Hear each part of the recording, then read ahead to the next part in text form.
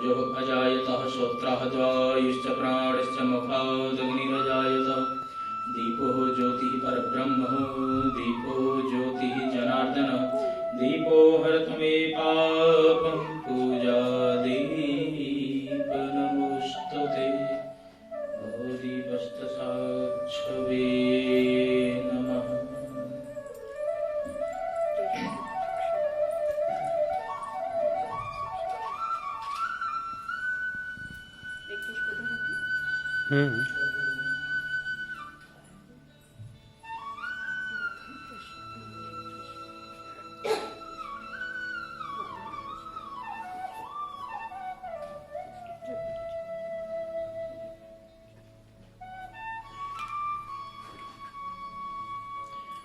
ध्येयं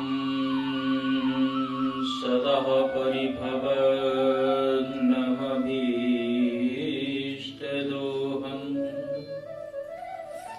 तीर्थास्पदं शिवविरिञ्चनुतं शरण्यं भृत्यार्तिहं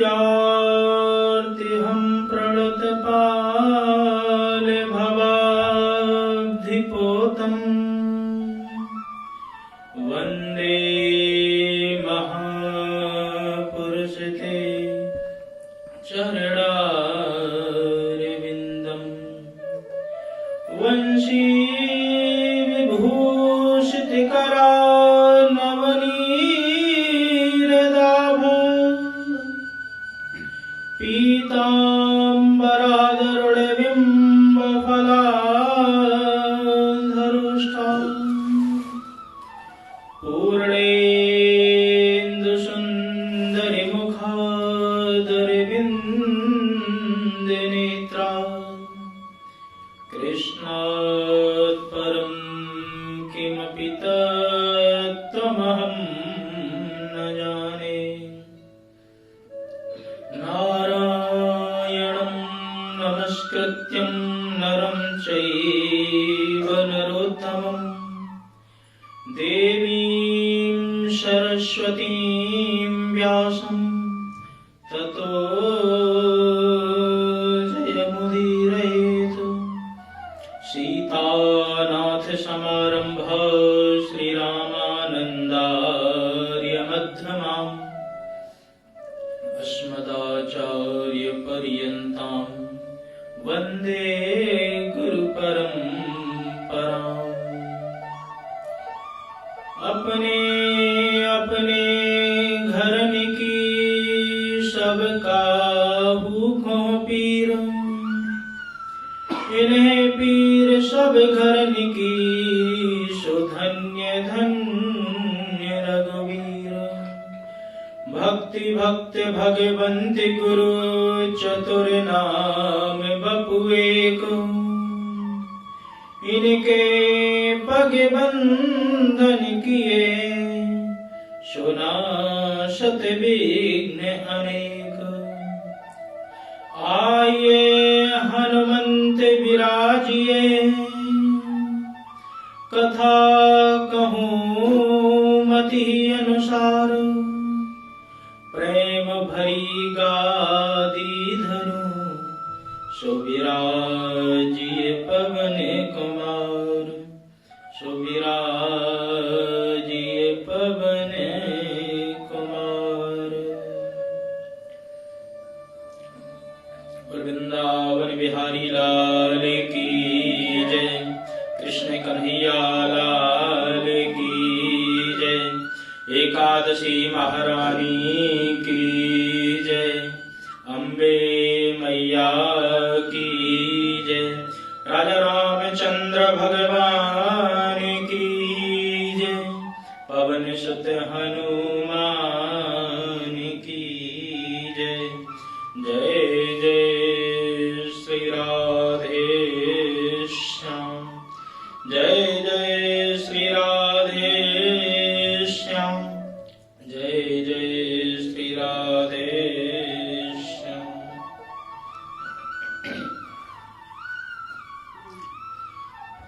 परम मंगल में परात्पर अकारण करुणालय भक्त वांछा तल्कतरु तरिंदित विनिंदित श्री बाल कृष्ण लाल के पाद पद्मों में प्रणाम करते हुए हम आज चैत्र शुक्ल पक्ष की जो एकादशी कामदा एकादशी के नाम से जानी जाती है उसमें प्रवेश करेंगे।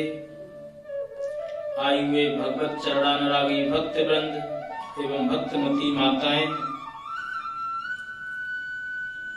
तो प्रत्येक एकादशी कुछ न कुछ हमें सिखाती है, बताती है। आज हम पांचवी एकादशी की कथा कर रहे हैं। इस मंदिर में जब से मैं आया हूं उसके 1 महीने बाद से ही एकादशी की कथा का महात्म्य और उसकी विशेषता कहने के लिए प्रेरित किया गया कि एकादशी की कथा कहें, ताकि लोग भी एकादशी के महात्म्य को समझ सकें और उससे लाभान्वित हों।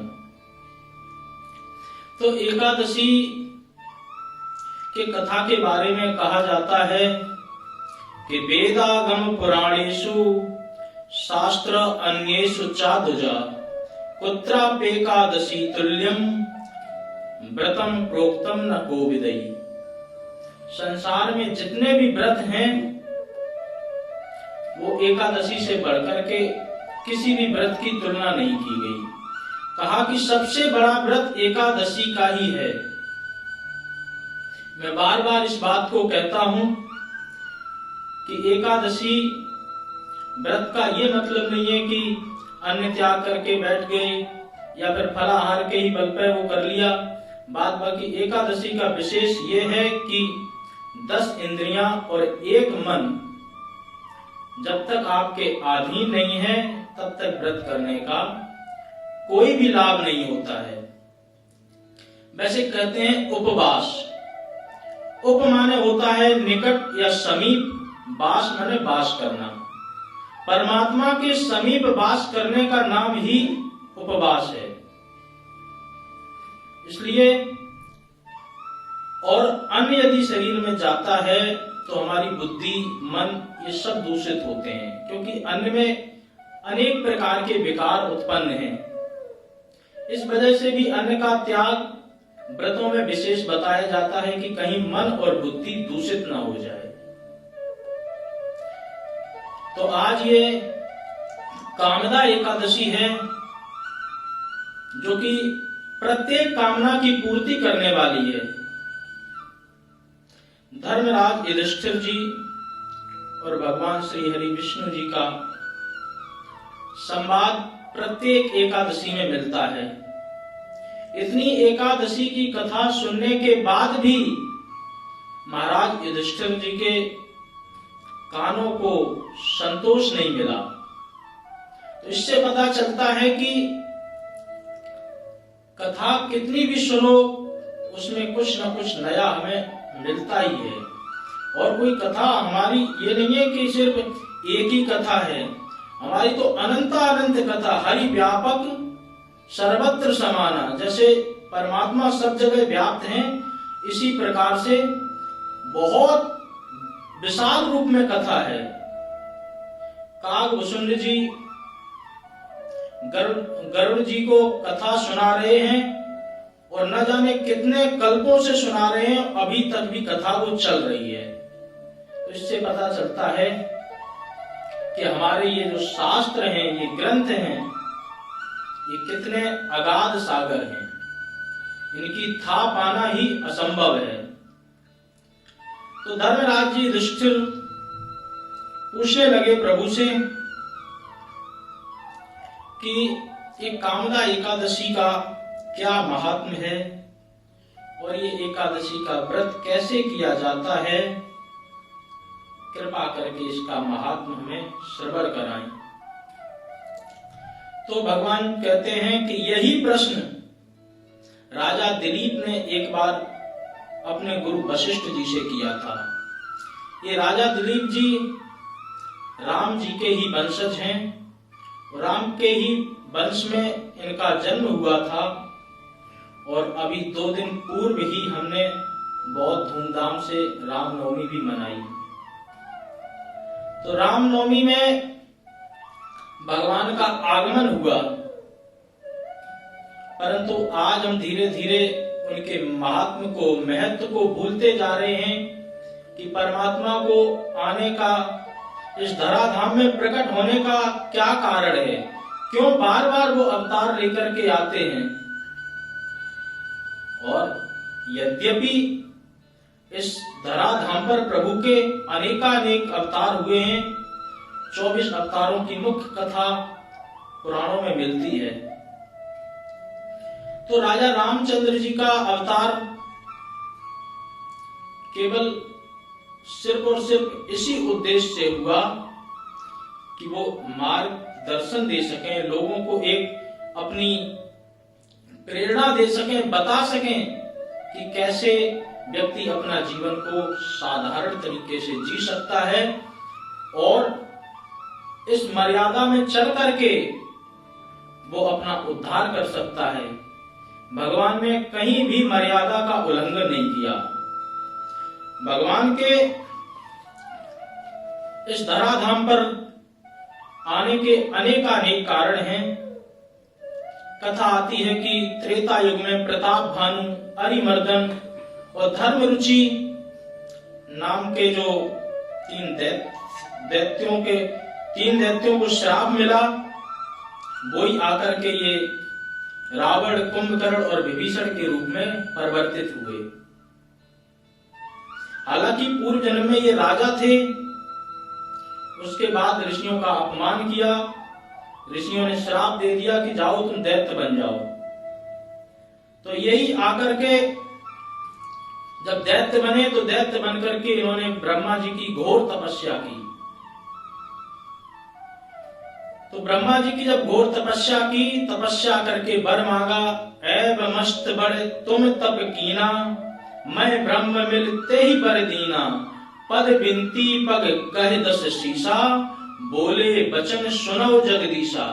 वो बचन क्या मांगा कि हम काहू के मरे न मारे, बानर मनुज जात दो ही मारे।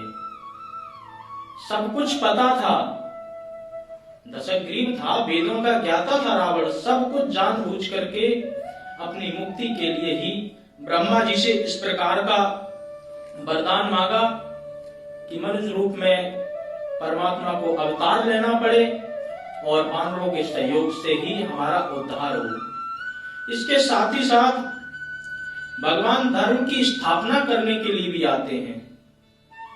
जब जब होए धर्म की हानि, बाढ़े असुर अधम अभिमानी, तब तब धर प्रभु विविध शरीरा। अनेकानेक रूप में तब शरीर धारण करते हैं। परित्राणाय साधु नाम विनाशाय च दुष्कृताम, धर्म संस्थापनार्थाय संभवामि युगे युगे।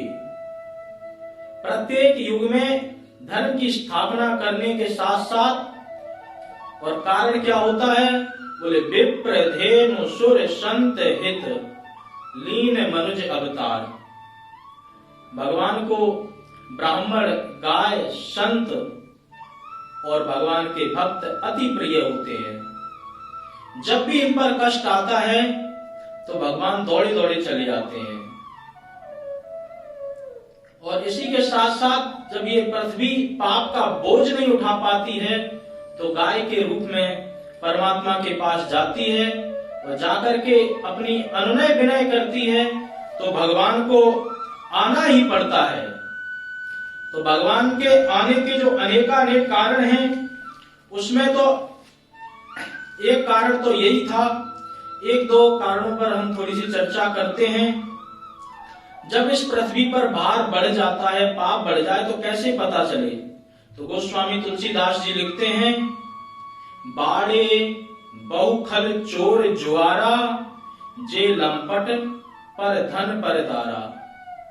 जुआरियों का यहाँ पर अति मात्रा में जो अगर दिखने लगे बहुत ज्यादा और चोर ज्यादा होने लगे तो समझ लेना कि ये पाप का ही प्रभाव बढ़ता जा रहा है। और साथ ही साथ माने मात पिता नहीं देवा, साधुन संग करवावई सेवा। अपने माता पिता को भी आदर सत्कार जब पूरी तरह नहीं मिलता, और जो साधु संत सज्जन लोग हैं उन लोगों से दैत्य लोग अपनी सेवा करवाने लगते, दुष्ट लोग उन्हें प्रताड़ित करने लगते हैं। साधु का मतलब यही नहीं कि वस्त्र पहन लिया वही, बल्कि नीतिकार कहते हैं मनस्येकम वचस्येकम क्रियस्येकम सदात्मना, मनस अन्ये वचस अन्ये क्रियस अन्ये दुरात्मना। जो मन कर्म और वाणी से जो एक है वही सदात्मना है, वही महात्मा है। और जो जिसकी वाणी कुछ कहती है, मन में कुछ सोचता है और कर्म किसी प्रकार का करता है, ऐसे व्यक्ति सज्जन दिखते हुए भी दुर्जन के समान है। तो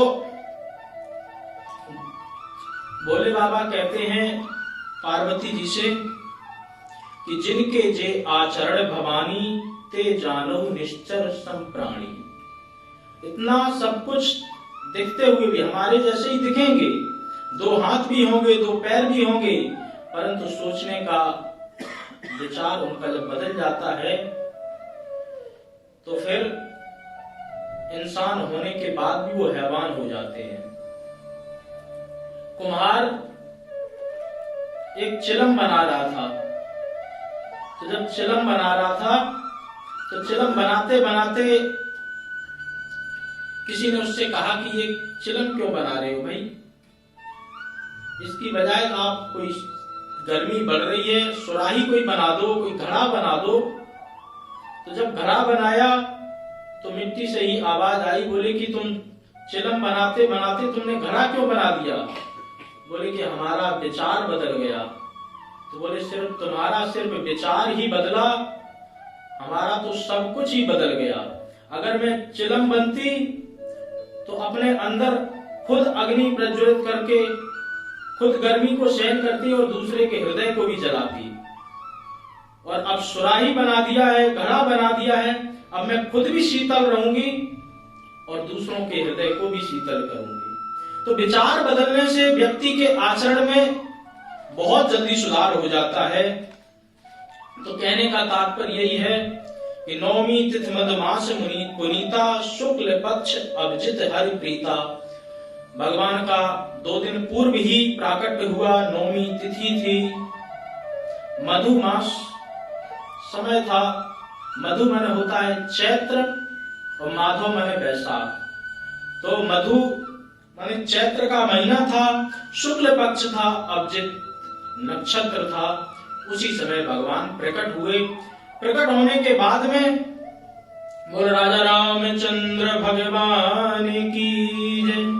जैसे ही प्रकट हुए तो ऋषि मुनियों ने अभी अनेकानेक कारण ढूंढ करके बता दिए। बोले राम जन्म के हेतु अनेका, परम विचित्र एक ते एका।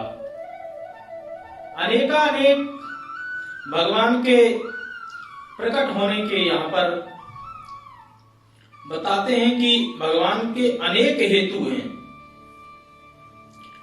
एक कथा आती है कि भगवान के जो द्वारपाल थे जय विजय, एक बार शनकादिक ऋषि भगवान से मिलने के लिए गए। तो जैसे ही भगवान से मिलने के लिए द्वार पर पहुंचे तो जय विजय पार्षदों ने रोक दिया। जैसे ही रोका तो उन्होंने कहा कि मुझे प्रभु के दर्शन करने हैं और अभी करने हैं। तो जय विजय ने कहा कि नहीं, अभी आप अंदर नहीं जा सकते हो। तो सिर्फ इतना कहते ही उन शनकादिक ऋषियों ने श्राप दे दिया, क्योंकि भक्त और परमात्मा के बीच में जो व्यक्ति बाधक बनता है वो निश्चित श्राप के योग्य है। तो भगवान की भी ऐसी इच्छा थी, उनको श्राप दे दिया कि जाओ तुम पृथ्वी पर जाकर के दैत्य बन जाओ। भगवान आए, सारी स्थिति ध्यान से सुनी और कहने लगे कि आपने इनको श्राप दे दिया है तो इनके कारण इनको तारने के लिए मुझे भी पृथ्वी पर अवतार लेना ही पड़ेगा। आप कृपा करके थोड़ा सा अपने श्राप को कम कर दें, क्योंकि उन्होंने श्राप दिया था कि यदि अपनी मुक्ति चाहते हो तो 7 जन्मों तक तुम्हें दैत्य बनकर के रहना पड़ेगा। और जब भगवान के कहने पर कहा कि 7 जन्मों तक अगर इतना लंबा टाइम नहीं कर सकते हो तो भगवान से द्वेष करोगे तो 3 जन्मों में ही तुम्हारी मुक्ति हो जाएगी। तो भगवान से द्वेष किया, रावण कुंभकर्ण के रूप में भी आए और यही मधुकैटव भी बने। इस प्रकार से इनका भी उद्धार हुआ। दूसरी कथा आती है कि वृंदा जो जालंधर की पत्नी थी, जालंधर ने भगवान श्री शंकर जी से वरदान मांग करके अनेकानेक अस्त्र शस्त्र प्राप्त कर लिए और देवताओं को ही परेशान करने लगे। जब ऐसे दैत्य देवताओं को परेशान करते हैं तो भगवान को उन्हें ठिकाने लगाने के लिए ही साम दाम दंड भेद किसी न किसी नीति को अपना करके उन्हें ठिकाने लगाना ही पड़ता है। भगवान ने वृंदा के साथ छल किया, क्योंकि जब तक पत्नी का सतीत्व अखंड रहता है तो उसके सौभाग्य की 100% गारंटी रहती है। प्रमाण है अनेकानेक ऐसे। माता अनसुईया ने अपने पतिव्रत धर्म के पालन के कारण ही जो त्रिलोकपति ब्रह्मा विष्णु महेश जो इतने बड़े देवता हैं उन्हें 6-6 महीने का बालक बना लिया। बहुत सी ऐसी कथाएं आती हैं। तो पतिव्रत धर्म यदि जो पत्नी जो स्त्री अच्छी तरह पालन करती है तो परमात्मा उसके सौभाग्य की रक्षा निश्चित रूप से करते ही रहते हैं। तो जब छल हुआ वृंदा के साथ, जालंधर का वध भी हुआ, तो वृंदा ने श्राप दे दिया कि आज जिस प्रकार आपने मेरे साथ छल किया है, एक जन्म में इसी प्रकार से आपकी पत्नी के साथ भी छल होगा। तो वही सीता जी को जब रावण चुरा करके ले गया तो उस समय वृंदा का श्राप भी सिद्ध हुआ। तीसरा कारण यह है कि नारद जी ने घोर तपस्या की, वो तपस्या करके कामदेव को जीत लिया। जब कामदेव को जीत लिया और जीत करके भोले बाबा के पास पहुंचे, कहा कि प्रभु हमने कामदेव को जीत लिया और वो कामदेव के साथ साथ हमने क्रोध को भी जीत लिया, क्योंकि काम आया, काम को श्राप भी नहीं दिया, भस्म भी नहीं किया, उसको क्षमा कर दिया। तो बोले प्रभु आपने तो किया था प्रयास, लेकिन आपने काम भर को जीता, क्रोध के कारण काम भस्म ही हो गया था, लेकिन मैंने तो काम और क्रोध दोनों ही जीत लिए। भगवान शंकर जी को लगा कि नारद जी को तो अपमान हो रहा है। नारद जी की बड़ी प्रशंसा की, अच्छा बहुत अच्छा किया, लेकिन ये बात विष्णु भगवान से आप मत कहना। तो नारद जी को लगा कि देखो ये चाहते हैं कि हम अकेले ही काम को जीतने वाले बने रहे, दूसरे किसी का नाम ही ना हो, इसलिए हमें रोक रहे। तो वहां जाकर के भगवान विष्णु जी को प्रणाम किया और कहा कि आपकी कृपा से प्रभु हमने काम और क्रोध दोनों जीत लिए। अब हम इस संसार में स्वच्छंद घूम सकते हैं, हमारे जैसा दूसरा कोई नहीं दिख रहा है। जैसे ही अभिमान दिखा और अभिमान के साथ साथ काम कथा शुरू कर दी नारद जी ने कि कैसे कैसे हमने जीता। भगवान भी विचार करने लगे कि हमारा ही भक्त होकर के जिस भक्त के मुख से सदा राम कथा निकला करती थी, आज अभिमान के वशीभूत होकर के वो काम कथा कह रहा है। इतना सब कुछ तपस्या करने के बाद भी कहीं ये इनका पतन ना हो जाए, तो मैं ऐसा प्रयत्न करूंगा कि इनके अंदर से काम का जो बीज अंकुर निकला है अभिमान के साथ में, उसी को ही समूल नष्ट कर दूं। भगवान ने ऐसी लीला रचाई, विश्व मोहिनी का रूप प्रकट करवाया लक्ष्मी माता जी को। और जब विश्व मोहिनी जी को नारद जी ने देखा तो देखते ही मोहित हो गए और सोचने लगे क्या किया जाए क्या नहीं। तो विचार करते करते विष्णु भगवान जी का आह्वान किया। आह्वान करते ही कहा कि प्रभु मुझे आप अपना रूप प्रदान करें।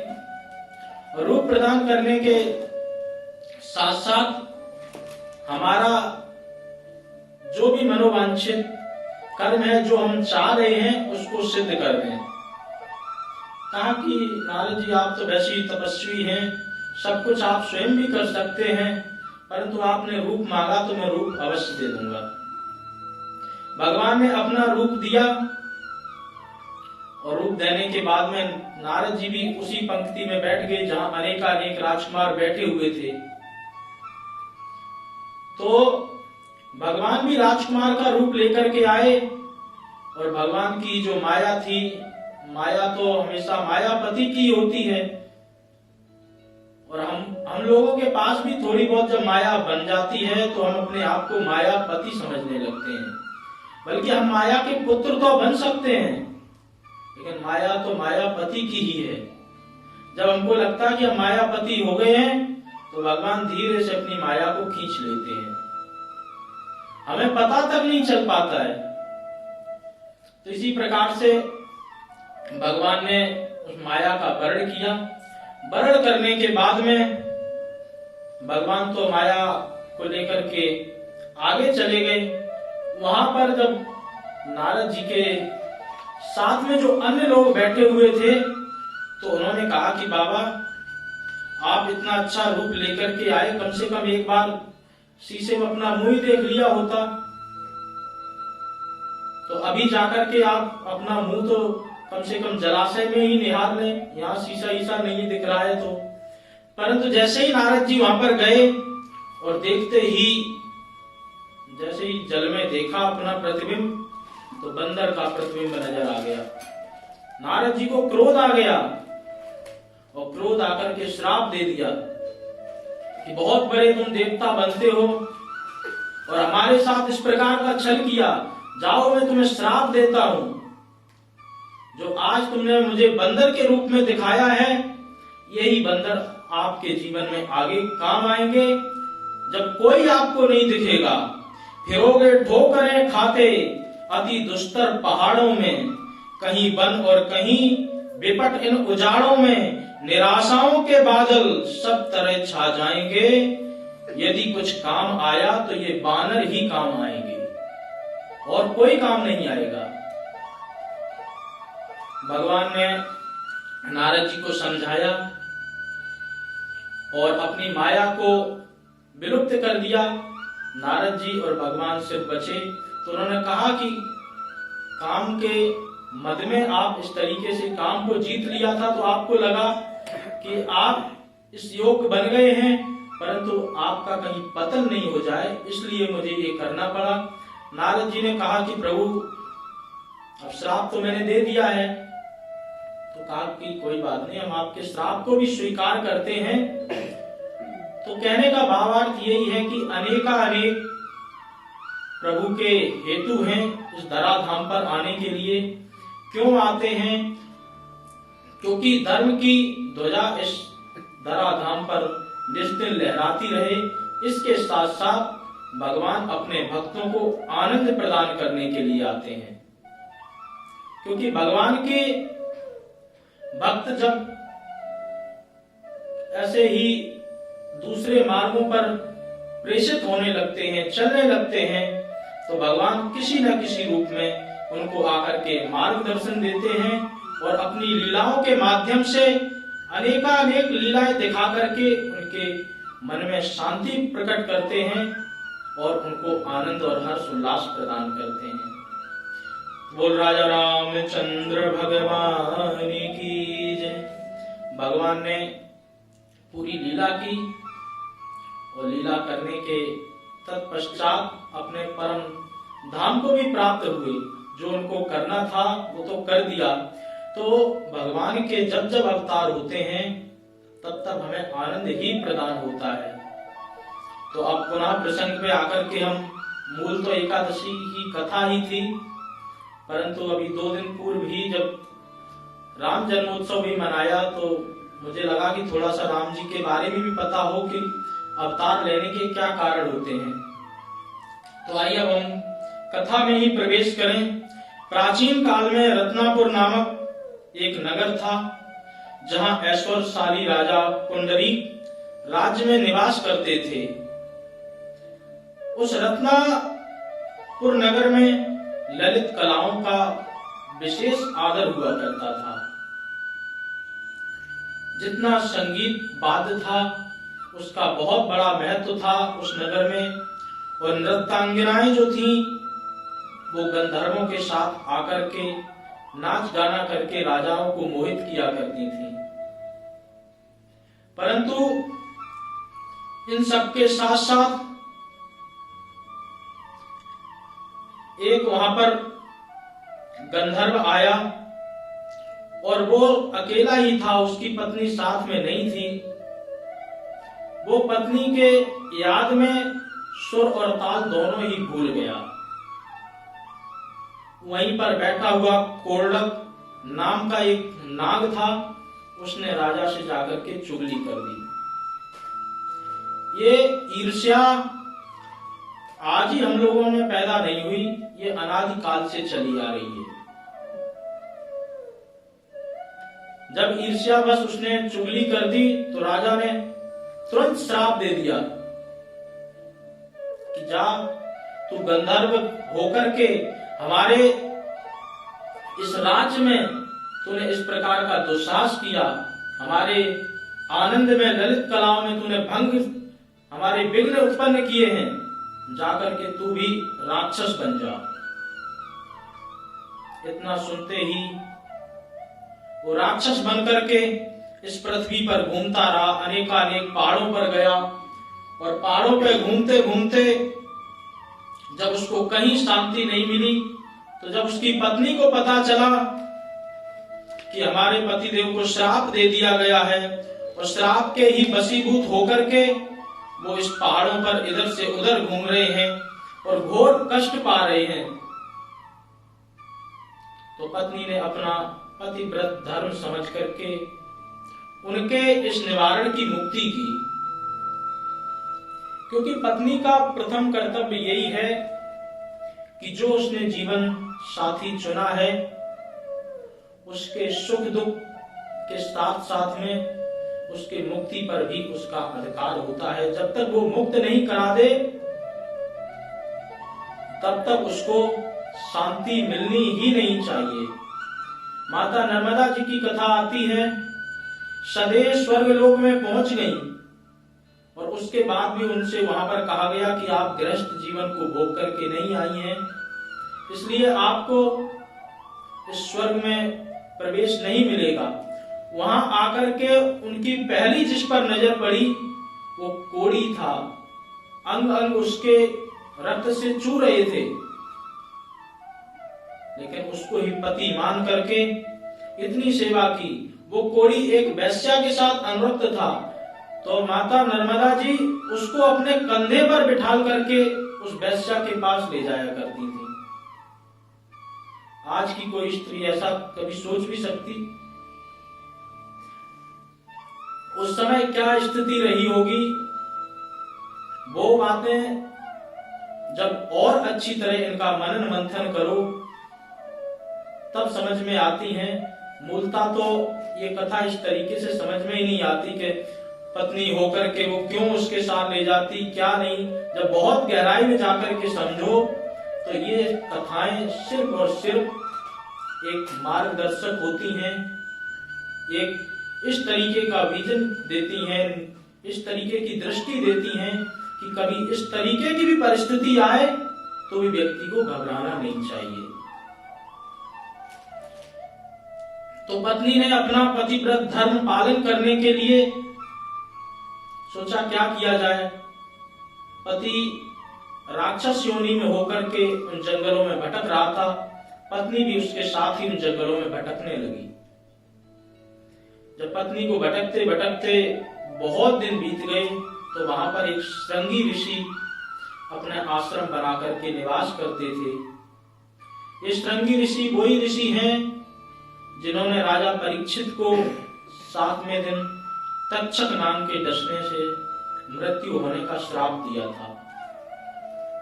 तो श्रृंगी ऋषि को अपनी सारी कथा बताई कि किस प्रकार से राजा ने हमारे पतिदेव को श्राप दे दिया और श्राप देकर के आज वो इस योनि में, राक्षस की योनि में प्रविष्ट हैं और भटक रहे हैं।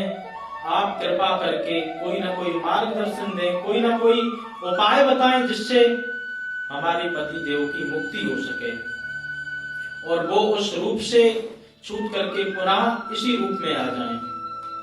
श्रृंगी ऋषि ने कहा कि हे ललता, ललता था उनकी पत्नी का नाम, हे ललता, ये जो कामदा एकादशी आ रही है चैत्र शुक्ल पक्ष में, इसका यदि विधिवत रूप से आप पालन करेंगी, अन्न का त्याग करना है और केवल फलाहार ही करके इस व्रत का पारायण करें, अच्छी तरह व्रत का निर्वाहन करें और दूसरे दिन द्वादशी को किसी ब्राह्मण को यथा योग्य दान दे करके इस व्रत को पूर्ण करें तो आपके पति की निश्चित ही राक्षस प्रवृत्ति से पुनः गंधर्व के रूप में ये लौट आएंगे। पत्नी ने वैसा ही किया। फलस्वरूप द्वादशी का सूर्य उदय जैसे ही हुआ, होते ही वो जो राक्षस योनि में गंधर्व था वो पुनः गंधर्व अपने ही स्वरूप में आ गया। आकर के उसने भगवान की कृपा का अनुभव किया। बोल भक्त वत्सल भगवान की जय। तो वशिष्ठ जी कहते हैं कि हे दिलीप, इस व्रत को जो विधि पूर्वक व्रत करता है, अच्छी तरह इस व्रत का निर्वाहन करता है और करने के बाद में उसके जीवन में जो कुछ भी मनोवांछित फल की प्राप्ति होती है वो इस व्रत से अपने जीवन में सहज रूप से प्राप्त कर सकता है। ये एकादशी बहुत ही, क्योंकि मैं पहले ही कह चुका हूं कि ये व्रत कोई साधारण नहीं है। एकादशी के व्रत बहुत कठोर हैं और इनमें से भी एक निर्जला एकादशी आती है जो कि अभी कुछ ही दिन पहले आएगी। वो कुछ दिन अभी बीत जाने के बाद जब आएगी तो उसमें तो जबकि भीम के पेट में ब्रकोदर नाम की अग्नि जलती रहती है, उसके बाद भी उस आदमी की हिम्मत देखो कि एक वो व्रत एकादशी का जरूर पालन करते हैं। तो इस एकादशी के व्रत को करने से प्रत्येक व्यक्ति के मनोवांछित फलों की पूर्ति होती है। भगवान विष्णु परोपकारी हैं, प्रत्येक जीव पर उपकार करने वाले हैं। जो भी भगवान की पूजा श्रद्धा भाव से करता है और इस व्रत को अच्छी तरह पालन करता है, उसके जीवन में मनोवांछित फल की प्राप्ति के साथ साथ सर्व प्रकार के विघ्नों का हरण हो जाता है। बोल एकादशी महारानी की जय। तो एकादशी का व्रत प्रत्येक व्यक्ति को करना चाहिए। छूट केवल 5 वर्ष के बालक को और 90 वर्ष के बूढ़े को है। इससे नीचे की उम्र के जो भी हैं, इन बीच वालों को सबको एकादशी का व्रत करना चाहिए। एकादशी की उत्पत्ति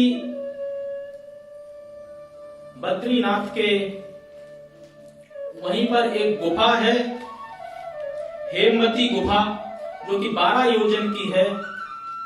उसी में ही एकादशी का प्राकट्य हुआ। ये कथा मैं पहले भी सुना चुका हूं और सब लोगों को लगभग पता ही है कि मुर नाम के दैत्य को मारने के लिए भगवान जब उस गुफा में प्रवेश किए और बहुत दिन से थके हुए थे तो वहीं पर उनको नींद आ गई और सोते सोते उसी समय उनके शरीर से एक दिव्य रूप प्रकट हुआ। वही एकादशी महारानी कहलाई और ये बद्रीनाथ के हेमवती गुफा में ही माता का प्राकट्य हुआ, प्रादुर्भाव हुआ। इसलिए आप जब भी बद्रीनाथ जाएं तो हेमवती गुफा के भी दर्शन करें, व्यास गुफा के भी दर्शन करें, वहीं पर गणेश गुफा भी है, वहां भी दर्शन करें। और इन गुफाओं के दर्शन करने से आपको प्राचीनता का अनुभव होने के साथ साथ ज्ञान भी मिलेगा कि ऋषि मुनियों ने कैसे इन कंदराओं में बैठ करके कितने कष्ट भोग करके ये अनेकानेक ग्रंथों की रचना की, जिन ग्रंथों को आज हम पढ़ने की तो बात दूर रखो, अपने घर पे भी नहीं रखना चाहते हैं, जिनके दर्शनों से भी हमें आज एलर्जी होती है। तो ये सचमुच दुर्भाग्य है। तो आप सब के जीवन में भगवान भक्ति का उदय करें और भक्ति के साथ साथ में ऐसी सद्बुद्धि प्रदान करें कि आप अपने घर में ग्रंथों का निवास कराएं। कोई ग्रंथ ज्यादा नहीं रख सकते हैं तो कम से कम रामचरितमानस तो जरूर ही होनी चाहिए, क्योंकि नाना पुराण निगमागम सम्मतम यत्, उसमें सारे पुराणों का, सारे शास्त्रों का जो सार है तुलसीदास जी ने पूरी तरह उसमें प्रवाहित कर दिया है, उसमें समेट करके रखा है। तो कम से कम रामचरितमानस जरूर रखें, और रख करके पढ़ने का समय नहीं मिलता है तो कम से कम उसके दर्शन करके ही अपने जीवन का जो बहुमूल्य जीवन मिला है परमात्मा की कृपा से, उस जीवन का सदुपयोग करें। बोल भक्त वत्सल भगवान की जय। तो आज कामदा एकादशी की कथा का यहाँ पर विश्राम, और इस कथा से हमें यही सीखने को मिलता है कि जितनी भाव भक्ति पूर्व हम भगवान की प्रार्थना करेंगे, भगवान की अर्चना वंदना करेंगे, उतने ही भगवान हमारे संकटों को दूर करेंगे, और दूर करने के साथ साथ हमारे जीवन में आनंद का उल्लास करेंगे। तो इसी भावनाओं को साथ में लेकर के हम अपने मन में भगवान की भक्ति को सजोएं, और सजो करके अपने जीवन को धन्य बनाएं। बोल बांके बिहारी लाल की जय।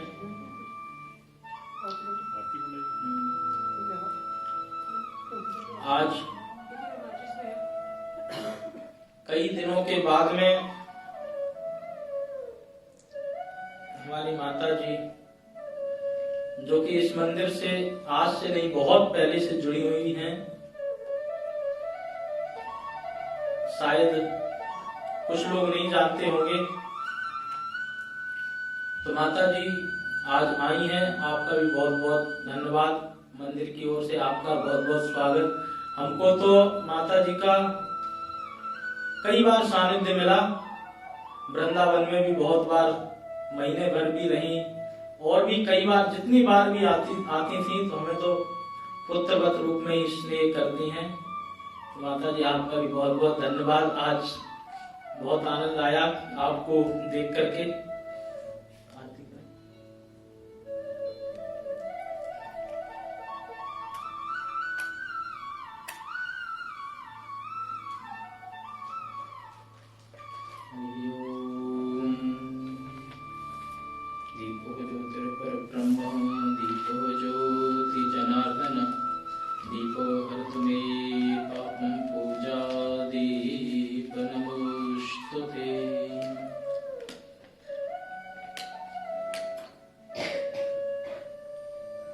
आइए खड़े हो जाइए आरती के लिए। आ जाए सब लोग। अरे एक ही बात है, एक ही बात है। आ जाइए।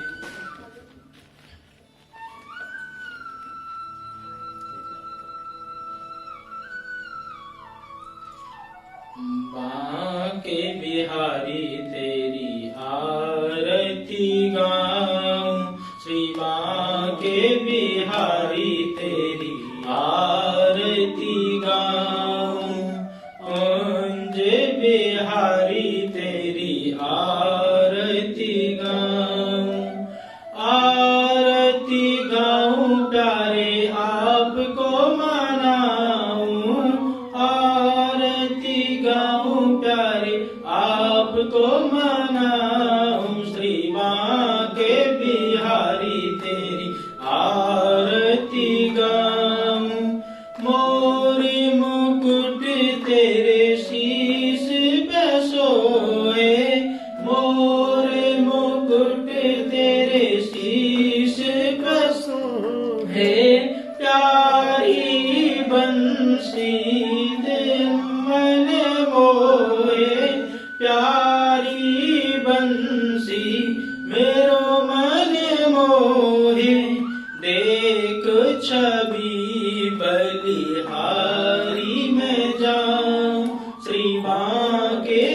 बिहारी तेरी आरती गाऊं। चरणों से निकली है गंगा प्यारी, चरणों से निकली है गंगा प्यारी, जिसने सारी दुनिया तारी, जिसने सारी दुनिया तारी। उन्हें चरणों में मैं बलि बलि जाऊं। श्री माँ के बिहारी तेरी आरती गाऊं। दास अनाथ के नाथ आप हो, सुख दुख जीवन प्यारे साथ आप हो, सुख दुख जीवन प्यारे साथ आप हो। श्री चरणों में मैं शीश नमाऊं। श्री माँ के बिहारी तेरी आरती गाऊं।